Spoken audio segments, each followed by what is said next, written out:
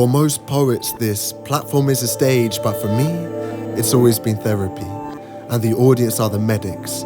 Sometimes when I get on stage and perform, some people say you're sick, and sometimes I say I know.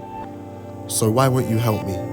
I came here for assistance, but I only get clicks and applause, and I got so sick one time they even gave me an award. I wonder, if I cried on stage, would you give me an encore? My passion is so contorted, I turn pain into profit. Often I'm telling the truth, but more often it's gossip. If you think I've got integrity, then I know that I've lost it, and I don't know what the cost is.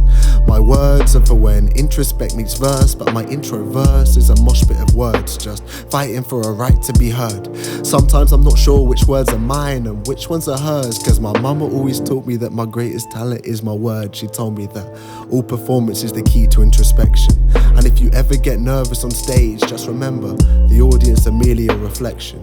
She told me that all reality is subjective, that you could determine your reality purely for your perspective. You could turn all your dreams into objectives, and if you do, you can achieve way more than anybody expected.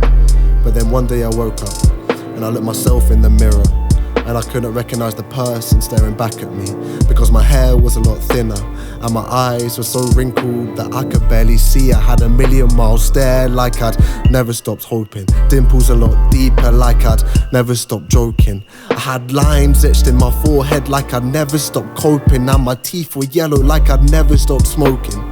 And I realised I'd achieved everything I'd ever dreamed, but I still wasn't satisfied, cause the money made me rich and the fame kept me gratified. Neither was enough to stop that reflection becoming mine, and I'm not sure what I did wrong. Maybe it's cause I never said any prayers, I only wrote songs or only cared for my friends only when they were gone. It was a reflection of narcissism so deep that I could barely speak, and my reflection could barely breathe.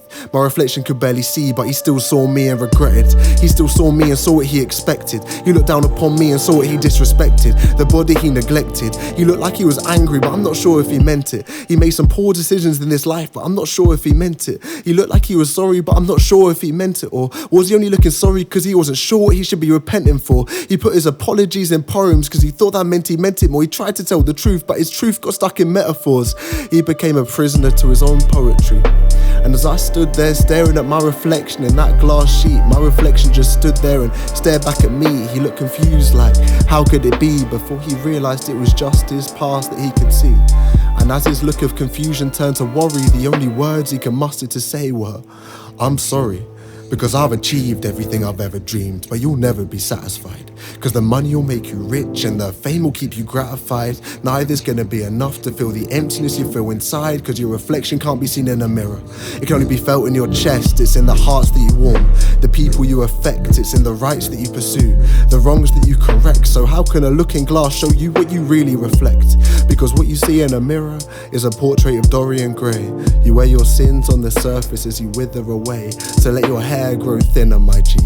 Let it turn grey, because your reflection isn't in what you can see, it's in what you can say. What you can say, what you can say, what you can say, what you can say.